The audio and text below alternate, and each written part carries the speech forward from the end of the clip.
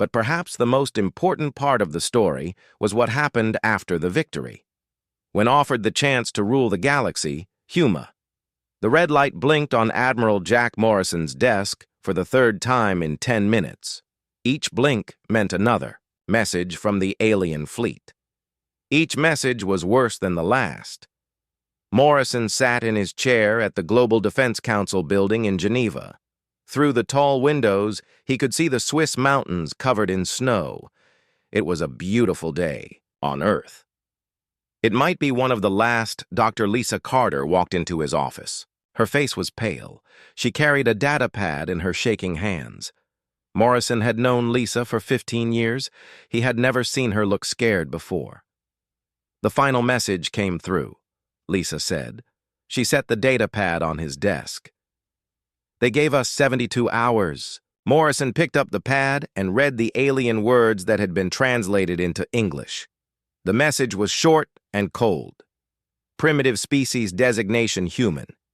You have 72 standard time units to surrender without conditions. You're weak. Attempts at diplomacy only prove you are inferior. Submit or face complete destruction. This is final. Morrison put the pad down. He looked at Lisa. 3 years, he said. 3 years you tried to talk to them. Lisa nodded. Every message we sent was peaceful. We offered trade. We offered to share our science. We offered friendship. She sat down in the chair across from his desk. They think we are weak because we wanted peace. What exactly did you offer them? Morrison asked. Everything good we had, Lisa said. Our music, our art, our medical knowledge. We showed them pictures of our children playing together. We explained how different human cultures learn to live in peace. Morrison stood up and walked to the window. Below him, people walked on the streets. They had no idea that 12 alien species wanted to kill every human in the galaxy. They never replied to our peace offers, Lisa continued. Every message from them was a demand. Submit to the hegemony coalition, become slaves, stop trying to contact other species. The door opened. Captain Sam Rodriguez walked in. Sam ran all communications for Earth's Defense Forces. Behind him came General Kate Hudson. Kate planned Earth's military strategy. Sir, Sam said, the alien fleet is 3 days away from Earth. Our scouts count over 50,000 ships. General Hudson stepped forward. Admiral, we need to activate all defense systems now. Every minute we wait makes our situation worse. Morrison turned away from the window. How many ships do we have, Kate? 8,000 in total, Kate said. That includes everything. Military ships, converted cargo vessels, mining ships with weapons attached. So we are outnumbered 6-1, Morrison said. Yes, sir, Kate replied. But our ships are better than intelligence reports suggested. The secret projects have been successful. Lisa stood up. Jack, we could try one more diplomatic message. Maybe if we explain that we never meant to seem weak. Kate shook her head. Dr. Carter, with respect, they have made their decision. They see our desire for peace as proof that we cannot fight. That's their mistake, Morrison said quietly. Sam looked confused. Sir? Morrison walked back to his desk. He opened a drawer and pulled out a thick file. The cover was marked Project Looking Glass in red letters. Sam, Kate, Lisa, Morrison said. For 3 years, Dr. Carter worked on diplomacy. What were the rest of us doing? Kate smiled for the first time in weeks. We were preparing for this day. Morrison opened the file. Inside were hundreds of documents about secret weapons, hidden ships, and new technology. We hoped we would never need this, Morrison said. We prayed that Lisa's peace talks would work, but we are human. We planned for everything. Lisa looked at the file. What is Project Looking Glass? It's what humans do when people won't listen to reason, Morrison said. We tried to be friends with the Hegemony Coalition. We offered them everything good about humanity. They want to see what humans do when friendship fails. General Hudson opened her own datapad. Admiral, Dr. Ben Foster is ready to brief you on the new weapon systems. Commander Alex Wright has the Hidden Fleet ready to deploy. Morrison nodded. Good. But first, we send one final message to the galaxy. Another peace offer? Lisa asked. No, Morrison said. A warning. Captain Rodriguez moved to the communications panel on the wall. Sir, should I open a channel to the Hegemony Coalition? Open a channel to everyone, Morrison said. Every species in the galaxy needs to hear this. Sam's hands moved across the controls. Sir, that will take enormous power. The message will reach every inhabited world we know about. Do it, Morrison ordered. The panel lit up with green lights. Sam turned to Morrison. All channels open, sir. The entire galaxy is listening. Morrison walked to the center of the room. He looked at his three friends. Lisa had spent 3 years trying to make peace. Kate had spent 3 years preparing for war. Sam had spent 3 years making sure Earth could talk to anyone in the galaxy. They made a mistake, Morrison said to his team. They think our kindness makes us weak. They think our love of peace means we cannot fight. They are about to learn why that thinking has destroyed every bully in human history. Lisa stepped forward. Jack, what are you going to tell them? Morrison looked at her. The truth. That we tried peace. That we offered friendship. That we wanted to solve problems by talking. He paused. And that when people refuse to listen to reason, humans have other ways to make their point. General Hudson checked her watch. Sir, Dr. Foster and Commander, Wright are waiting for your orders. They can wait 5 more minutes, Morrison said. The galaxy needs to understand what happens next. He walked to the communications panel. Sam handed him a microphone. Morrison held it for a moment. Once he spoke these words, everything would change. Earth would no longer be the peaceful world trying to make friends. Earth would become something the galaxy had never seen before. Morrison pressed the button to begin broadcasting. To the Hegemony Coalition and all who hear this transmission, he began. His voice was calm and clear. This is Admiral Jack Morrison speaking for the people of Earth. Far across the galaxy, on 12 different worlds, the leaders of the Hegemony Coalition listened to the humans' words. They expected another weak plea for mercy. They were wrong. For 3 years, we have tried to speak with you in peace. Morrison continued. We offered friendship, we offered trade, we offered to share the best parts of human civilization. On the lead ship of the alien fleet, High Commander Zexathak laughed. Still begging, he said to his officers. These humans never learn. Morrison's voice continued across the stars. You have shown us that you believe our desire for peace makes us weak. You think our diplomatic nature means we are cowards. You believe our reluctance to fight means we cannot fight. Lisa watched Morrison speak. She had never heard him sound so cold. You are about to learn, Morrison said into the microphone, that you have made the greatest mistake in your species' history. Admiral Morrison's voice echoed across the galaxy. On 1,000 worlds, billions of beings listened to the humans' words. Some were slaves of the Hegemony Coalition. Others were free species who feared the Coalition's power. All of them had heard stories about the small blue world called Earth. We are a young species, Morrison continued. We have only been traveling between stars for 200 years. When we first met other intelligent life, we were excited. We thought we would make friends across the galaxy. High Commander Zexathak stood on the bridge of his flagship.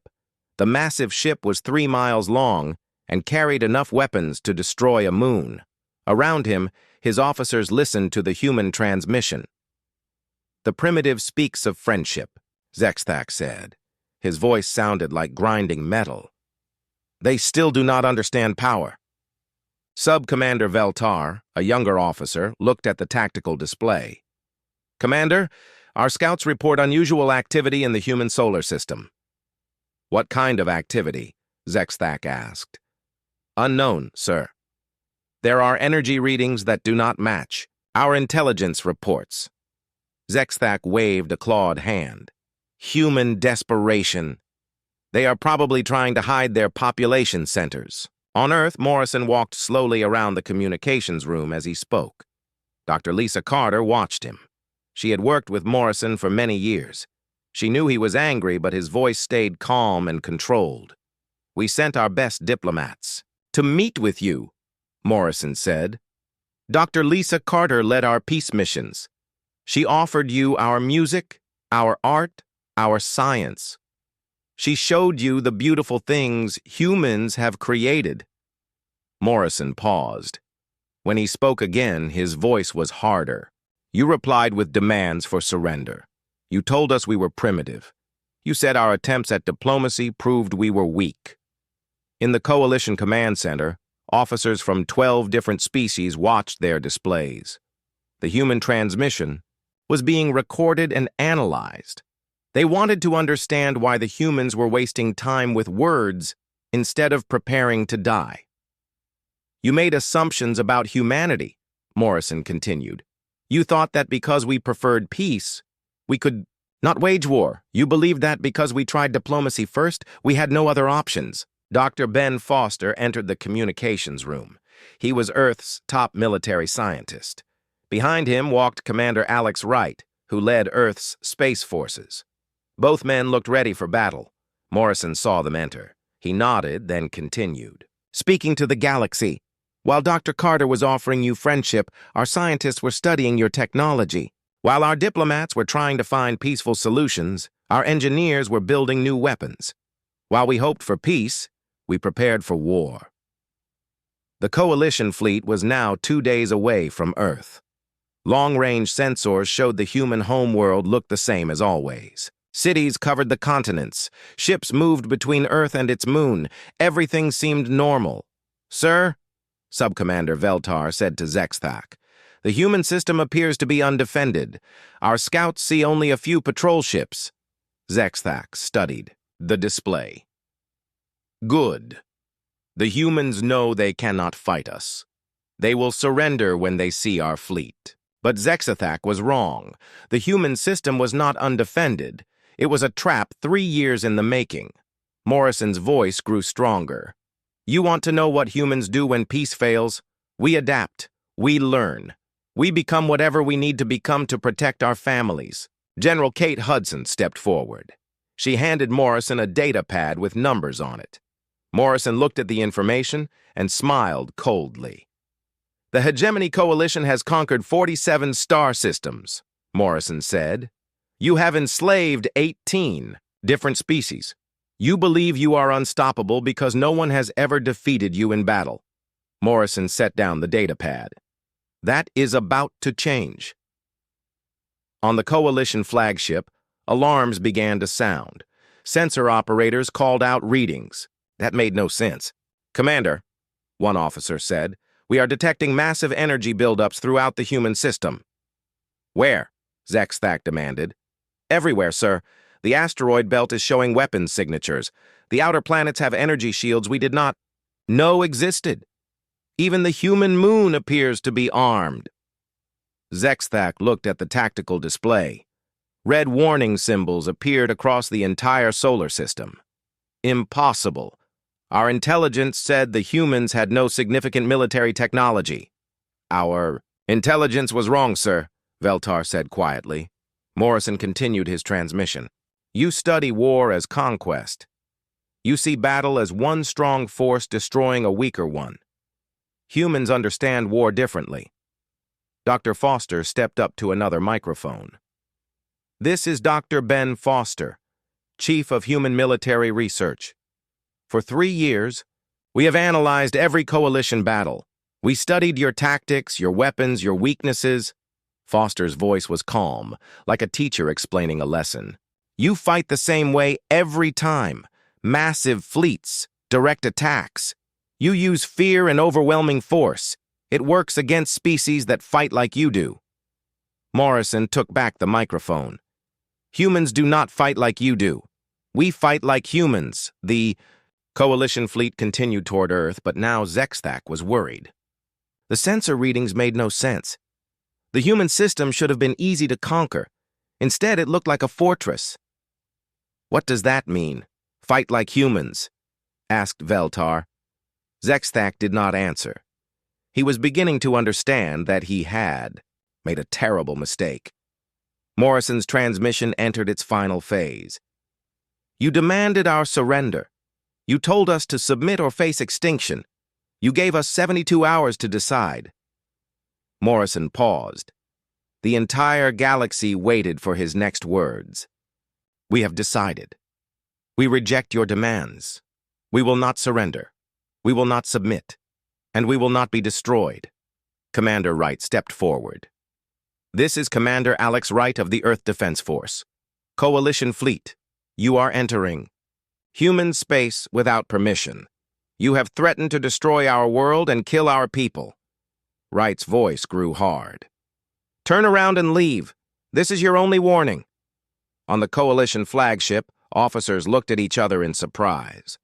The humans were giving them a warning.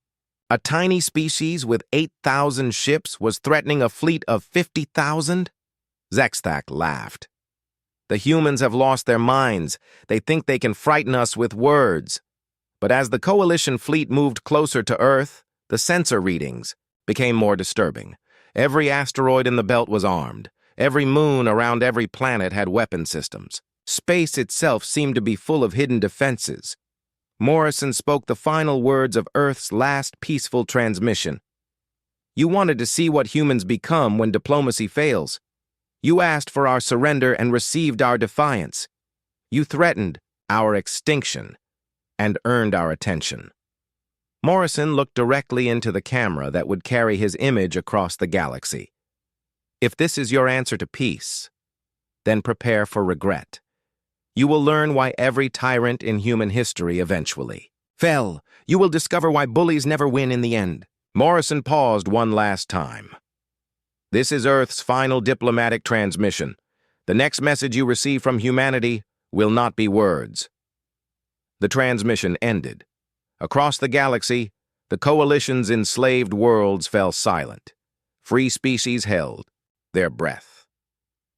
The Hegemony Coalition had just received humanity's declaration of war. High Commander Zexthak stared at his display screens. The human system was lit up like a Christmas tree with weapons and defenses his intelligence had never detected. "All ships," he ordered, "maintain course, prepare for battle." But for the first time in his long military career, Zexthak was not sure his fleet would win. The Coalition fleet arrived at the edge of Earth's solar system exactly 72 hours after their ultimatum. High Commander Zexthak expected to find a defenseless world ready to surrender. Instead, he found something that changed everything he thought he knew about war. "Report," Zexthak ordered as his flagship moved past the orbit of Pluto. "Sir," his sensor officer said, "I am reading massive energy signatures throughout the system. The asteroid belt appears to be completely militarized." "Show me," Zexthak commanded. The main display lit up with a tactical view of the human solar system. Red dots marked thousands of weapon platforms hidden among the asteroids. Yellow symbols showed defensive shields around every major planet. Blue markers indicated mobile defense platforms that had not been there 3 days ago. "Where did all this come from?" Zexthak demanded. Sub-Commander Veltar studied his own display. "Sir, our intelligence reports showed minimal human defenses. A few orbital platforms around Earth. Some patrol ships. Nothing like this." "Then our intelligence was wrong," Zexthak said. "Or the humans have been hiding their true capabilities." The answer came from an unexpected source. A new transmission began broadcasting from Earth. This time it was not Admiral Morrison speaking. The voice belonged to a younger human. "Coalition Fleet, this is Captain Danny Clark of the Earth Defense Force. Welcome to our solar system." On the bridge of the Coalition flagship, officers looked at each other in confusion. The human sounded cheerful, like he was greeting friends. "I want to thank you for giving us 3 years to prepare. Captain Clark continued. That was very kind of you. Most invaders do not give their targets so much time to get ready. Zexthak leaned forward in his command chair. What is he talking about? Captain Clark's voice came through the speakers again. You probably noticed that our system looks different than your intelligence report suggested. Let me explain what you are seeing. On Earth, Captain Clark stood in the command center of humanity's hidden defense network.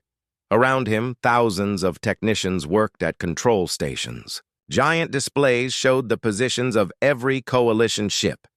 Clark looked at the main screen, which showed 50,000 enemy vessels approaching his home world. He smiled.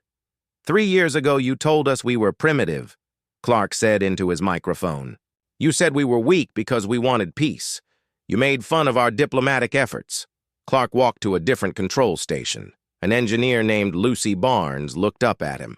She had designed most of the weapons systems that were about to be tested in battle. Lucy, Clark said quietly.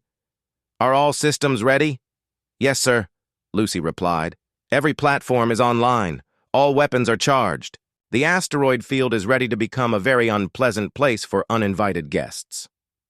Clark nodded and continued his transmission to the Coalition fleet. While you were laughing at our peace efforts, we were working. Human engineers studied every battle you ever fought. We analyzed your tactics, your weapons, your technology. Lieutenant Mike Torres ran into the command center. He led Earth's fighter squadrons. Captain, he said, all pilots are ready. The new ships are performing better than expected. Good, Clark said. Stand by for launch orders. Clark turned back to his microphone. You fight the same way against every enemy. Massive numbers, direct assault, overwhelming force. It works because most species try to fight you the same way you fight them. On the Coalition flagship, Zexthak was growing impatient. Enough talk. All ships prepare to attack. Target the inner planets first. But before the Coalition could move, something impossible happened. The asteroid belt came alive. Thousands of rocks that had looked natural suddenly revealed hidden weapon systems. Massive rail guns emerged from hollowed out. Asteroids, energy weapons powered up on platforms that had been disguised as mining equipment. By the void, Veltar whispered. The entire asteroid belt is a weapon. That is correct, Captain Clark said, as if he had heard the alien officer's words.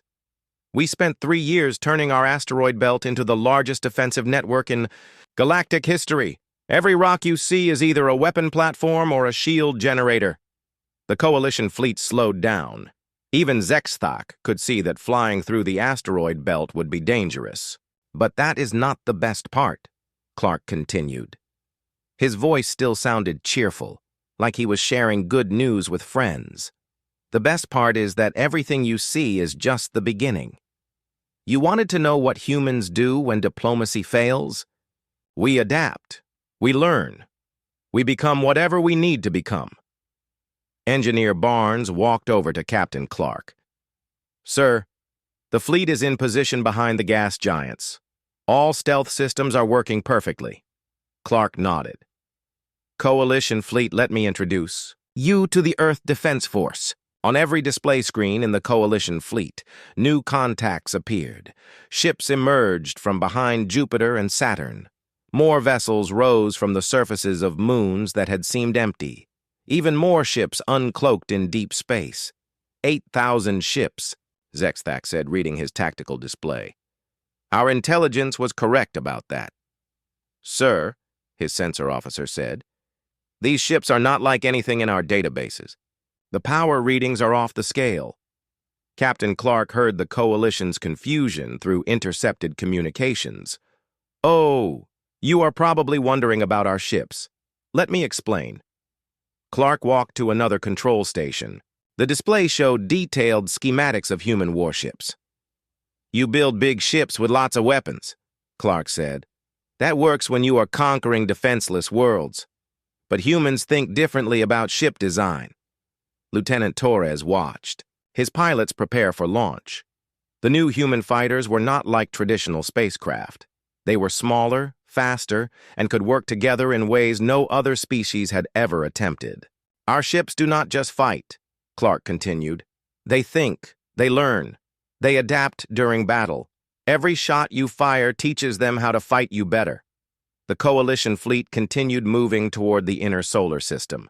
They had come too far to turn back now.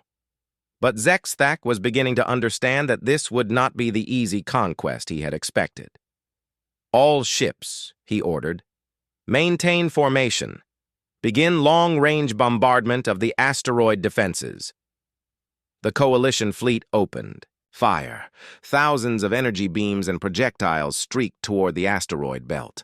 For a moment, space lit up like a fireworks display. Then the human defenses replied. Railgun projectiles moving at incredible speed slammed into Coalition ships. Energy weapons that seemed to bend space itself cut through alien armor like paper. Most shocking of all, the human weapons seemed to be getting more accurate with every shot. Impossible, Zexthak said as he watched 3 of his ships explode. How are they improving their targeting so quickly? Captain Clark answered, as if he could hear the alien commander's question. That is what humans do. We learn from our mistakes. Our weapon systems analyze every shot we fire and every shot you fire. They calculate better targeting solutions in real time. The Coalition fleet pushed forward, taking losses but confident that their superior numbers would win in the end. They had 50,000 ships against 8,000. Simple mathematics was on their side. They were wrong. As the battle began in earnest, Lieutenant Torres led the first wave of human fighters into space. These small ships moved unlike anything the Coalition had ever seen. They could split apart and recombine. They could share targeting data instantly. They could even sacrifice themselves to protect other ships and then rebuild from spare parts. Coalition fleet, Captain Clark said as his forces engaged the enemy. You made 2 mistakes. First, you thought our desire for peace made us weak. Second, you thought you understood how humans fight. Explosions filled space as the 2 fleets clashed. But something strange was happening. The Coalition had started with a massive advantage in numbers, but that advantage was disappearing fast. How are we losing ships so quickly? Zexthak demanded. Sir, Veltar replied, the human weapons are evolving during the battle. Every time we adapt our defenses, they change their attack patterns. Captain Clark's voice came through the communications one more time. You wanted to see what humans become when diplomacy fails. This is your answer. We become whatever we need, to protect our home. The battle for Earth had begun, and the galaxy was watching. The battle raged for 6 hours. What had started as the Coalition's easy victory was becoming their worst nightmare. High Commander Zexthak watched his tactical display in growing horror as ship after ship disappeared from his fleet. Status. Report, he demanded. Sir, Subcommander Veltar said, we have lost 12,000 ships. The humans have lost only 800. That is impossible, Zexthak replied. We outnumber them 6 to 1. Not anymore, sir, Veltar said quietly. The human ships that appeared destroyed are rebuilding themselves. Their fighters combine into larger ships when needed, then split apart again. On Earth, Admiral Morrison stood in the Global Defense Command Center. Around him, displays showed the battle happening throughout the solar system. Dr. Lisa Carter stood beside him, no longer the diplomat trying to make peace, but now a strategic analyst using her knowledge of Coalition psychology against them. Jack, Lisa said, their command structure is breaking down. I am intercepting communications between their ships. The junior officers are starting to question orders. Morrison nodded. Good. Captain Davis, are your strike teams ready? Captain Steve. Davis looked up from his command station. Yes, sir. We have identified the Coalition command ships. My teams are ready to take them intact. Do it, Morrison ordered. Captain Davis led the most dangerous part of the human strategy. While the main battle kept the Coalition fleet busy, small teams of humans would capture enemy command vessels. This would give Earth access to Coalition technology and, more importantly, their communication networks. Davis and his team launched from a hidden base on the far side of the moon. Their ship was designed to look like space debris until it was too late for enemies to react. "Remember," Davis told his soldiers, "we need those ships intact. The information on their computers is worth more than destroying them." Meanwhile, the main battle continued to go badly for the coalition. Lieutenant Mike Torres had discovered something amazing about the new human fighters. They could learn from each other instantly. When one pilot found a way to defeat a coalition ship, every other human pilot knew the technique within seconds. "This is impossible," Torres heard a coalition pilot say over the radio. "How do they share information so fast?" Torres smiled inside his helmet. "Because we are human," he said on an open channel. "We work together." The coalition had been built on conquest and fear. Each species in their alliance fought for themselves, even when they were supposed to be working together. Humans had learned to fight as one mind controlling thousands of bodies. High Commander Zexathak realized he was losing the battle, but he could not understand how. His forces still outnumbered the humans, but the humans fought like they had unlimited. "Ships and weapons. Sir," his communications officer called out, "we are receiving reports from across the galaxy. The humans are broadcasting this battle to every inhabited world." "What?" Zexathak turned to stare at the officer. "Every species in known space is watching us fight the humans, sir. They can see that we are losing." Dr. Lisa Carter had suggested this strategy. "We are not just fighting for Earth," she had told Admiral Morrison. "We are teaching the galaxy that the coalition can be defeated." The psychological warfare was working. On dozens of worlds conquered by the coalition, enslaved populations were seeing their masters lose a battle for the first time. Some were already planning rebellions, but the coalition was not finished yet. Zexathak gathered his remaining ships for one final assault on Earth itself. "All vessels," he broadcast to his fleet, "ignore the human defenses. Proceed directly to their home world. We will destroy their planet and end this humiliation." 38,000 coalition ships, all that remained of the mighty fleet, accelerated toward Earth. They would take massive losses from the asteroid defenses, but enough would survive to crack the human world open. Admiral Morrison watched the enemy fleet. "Approach. All defenses. Prepare for final engagement." But Morrison had one more surprise for the coalition. As their ships approached Earth, new contacts appeared on every sensor screen. Huge vessels emerged from hiding places behind the moon and in Earth's shadow. "Sir," Veltar said to Zexathak, "new human ships are appearing. They are enormous." The new ships were different from everything else in the human fleet. They were not warships. They were something else entirely.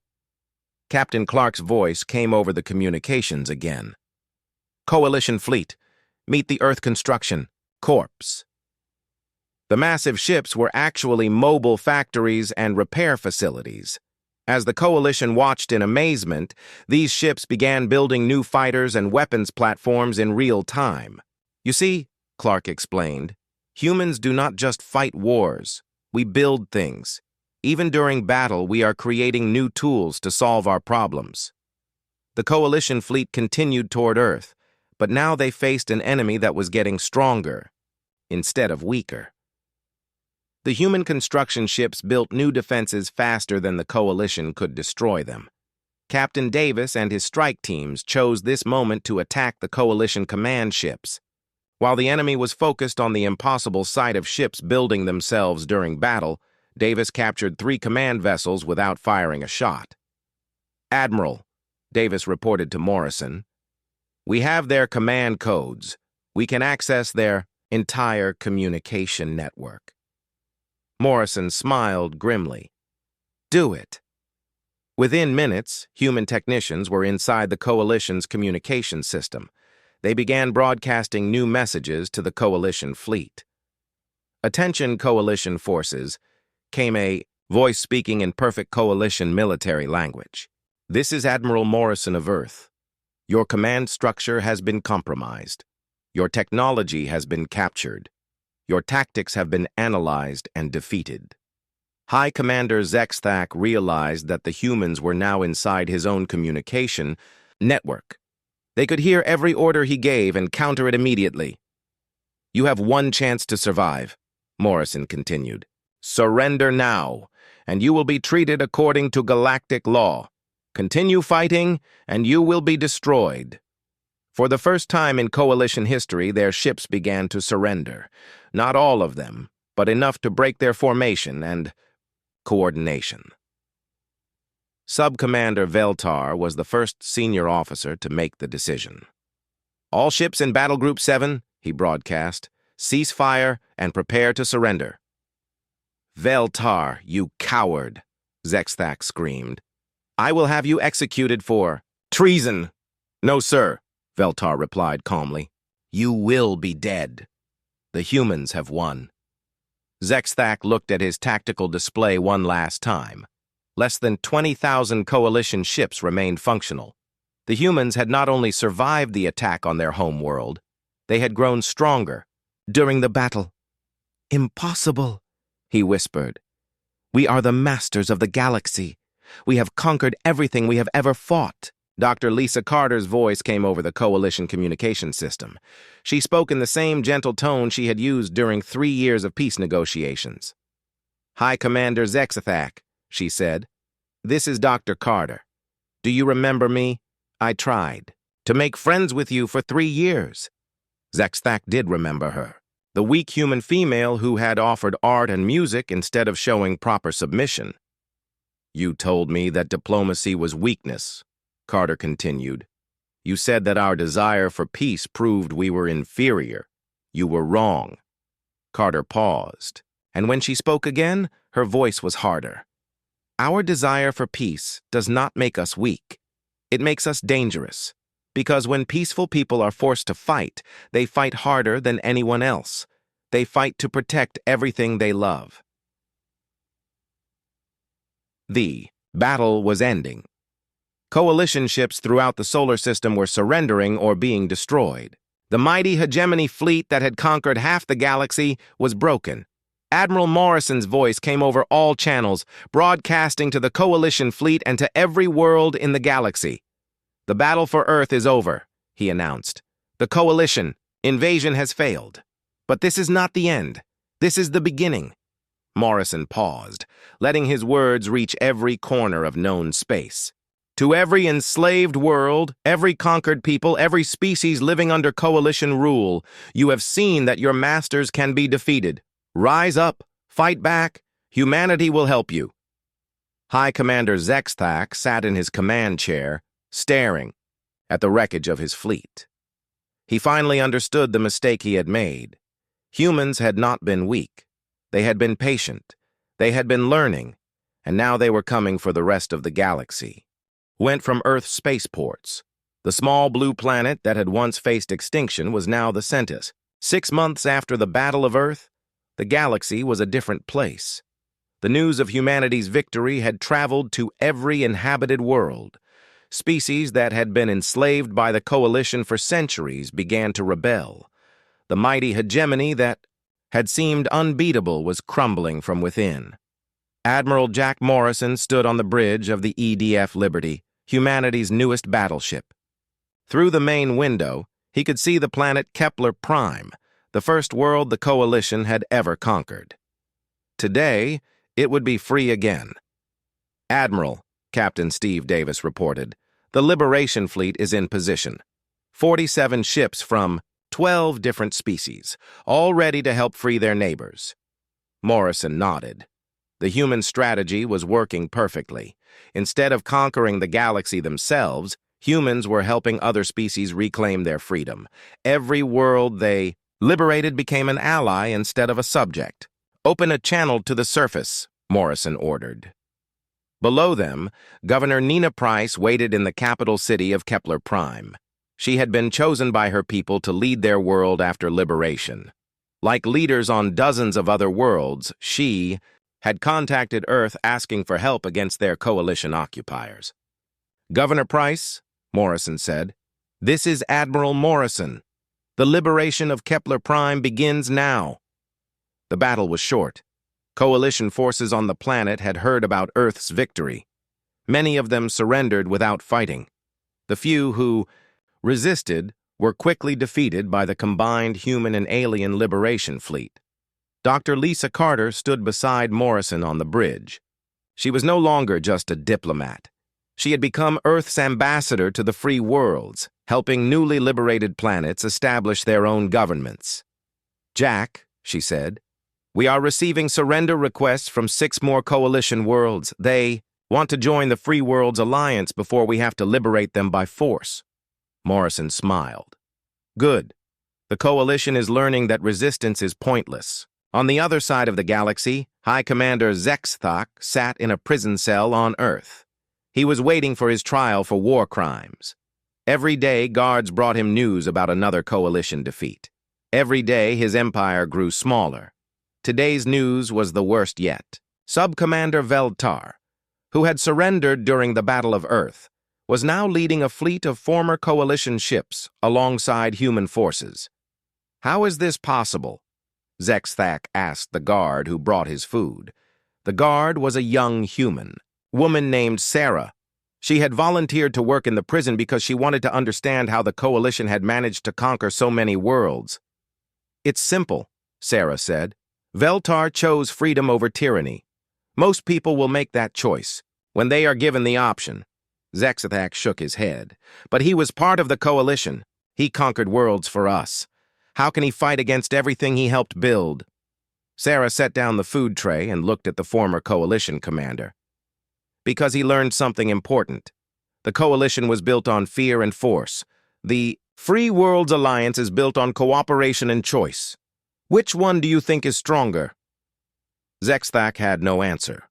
For his entire life, he had believed that power came from making others afraid. The humans had shown him a different kind of power that came from making others hopeful. Back on the bridge of the Liberty, Morrison received a message that made him smile. It was from Commander Alex Wright, who was leading the siege of the coalitions. "Capital World, Admiral," Wright reported. "The Coalition Senate is requesting a meeting. They want to discuss terms for a complete surrender." Dr. Carter looked surprised. "They are ready to surrender everything? The entire hegemony?" "It appears. So," Morrison replied, "the rebellion has spread to over 200 worlds. The coalition no longer has enough loyal forces to maintain control." Morrison walked to the communications station. "Put me through to the Coalition Senate." The main screen lit up with the image of 12 aliens sitting around a large table. These were the leaders of the species that had created the hegemony coalition. They looked defeated and afraid. "Senators," Morrison said, "I am Admiral Morrison of Earth. I understand you wish to discuss surrender terms." The lead senator, a tall alien with blue skin, spoke first. "Admiral, we request mercy for our people. We know we have committed terrible crimes against the galaxy." Morrison studied the aliens on the screen. These beings had ordered the conquest of hundreds of worlds. They had enslaved entire species. They had threatened to destroy Earth and every human in the galaxy. But Morrison remembered the lesson humans had learned from their own history. Revenge created more problems than it solved. Justice was more important than punishment. "Here are our terms," Morrison said. "Complete dissolution of the hegemony coalition. All conquered worlds will be freed immediately. All enslaved populations will be released. War criminals will be tried under galactic law." The blue senator nodded. "We accept these terms. But what happens to our people? Our home worlds?" "Your people will be free to govern themselves," Morrison replied. "If they choose to join the Free Worlds Alliance, they will be welcome. If they prefer independence, that is their right." "Doctor," Carter stepped forward. "Senators, humanity does not seek revenge. We seek justice. Your people are not responsible for the crimes their leaders committed." The aliens looked surprised. They had expected the humans to demand harsh punishment for the entire coalition. "You would let our worlds go free?" the blue senator asked. "Freedom is not something we let you have," Morrison said. "Freedom is something that belongs to every intelligent being in the galaxy. We are just helping you claim what was always yours." 3 hours later, the formal surrender documents were signed. The Hegemony Coalition, which had ruled half the galaxy for over 1,000 years, ceased to exist. Governor Price stood before a crowd of millions on Kepler Prime. Beings from dozens of different species had gathered to celebrate their liberation. "Today," she announced, "we are no longer subjects of the Coalition. We are free citizens of the galaxy." The crowd cheered. Children who had been born into slavery would grow up free. Parents who had lived in fear could now hope for their families' futures. "But we must remember," Price continued, "that freedom is not just the absence of oppression. Freedom means responsibility. We must build something better than what came before." 1 year after the Battle of Earth, representatives from over 400 worlds gathered for the first Galactic Peace Conference. The meeting was held on New Geneva, a space station built jointly by humans and 23 other species. Admiral Morrison gave the opening speech. Behind him, the flags of the Free Worlds Alliance showed the incredible diversity of the galaxy's inhabitants. 1 year ago, Morrison began, Earth sent its final diplomatic transmission to the Hegemony Coalition. We offered peace and received threats of war. Today we gather to build the peace we always wanted. In the audience, former subcommander Veltar listened to the human's words. He was now Ambassador Veltar, representing the reformed Altarian Republic. Beside him sat Governor Price and dozens of other leaders who had chosen freedom over tyranny. "The coalition believed that diversity was weakness," Morrison continued. "They thought that different species could only live together if one ruled over the others. They were wrong." Morrison gestured to the assembled delegates. "This gathering proves that our differences make us stronger. Every species brings unique knowledge, unique perspectives, unique solutions to the problems we all face." Dr. Carter took the podium next. "The coalition feared cooperation because cooperation requires trust. Trust requires respect. Respect requires seeing others as equals." She looked out at the hundreds of delegates. "Today, we establish the Galactic Council, not to rule over anyone, but to help everyone. Not to conquer worlds, but to connect them." The conference lasted for 3 weeks. When it ended, the galaxy had a new government based on cooperation instead of conquest. Every world would have a voice. Every species would be heard. High Commander Zexthak watched the conference from his prison cell on Earth. His trial had ended months ago. He had been sentenced to life in prison, but he was allowed to see news from across the galaxy. Sarah, the human guard, found him watching the final session of the conference. "So," she said, "what do you think of the new galaxy?" Zexthak was quiet for a long moment. Finally, he spoke. "I think," he said slowly, "that my people chose the wrong way to live among the stars." Sarah nodded. "It's never too late to choose a better way." "For me, it is too late," Zexthak replied. "But perhaps my people can learn from my mistakes." Sarah left him alone with his thoughts. Outside his window, Earth's children played in parks under blue skies. Human and alien children together, learning to be friends instead of enemies. The final scene of humanity's greatest victory was not a battle or a conquest. It was a simple moment in a classroom on Earth, where a human teacher named Bob showed alien students how to grow flowers in Earth soil. "The secret," Bob told his students, "is patience. You plant the seeds, you give them what they need to grow, and you wait. Eventually, beautiful things will bloom." A young alien student raised her hand. "Teacher Bob, is that how humans made peace in the galaxy?" Bob smiled. "Yes," he said. "We planted seeds of friendship. We gave them what they needed to grow, and we waited. Now the whole galaxy is blooming with freedom." Outside the classroom window, ships from 100 worlds came, and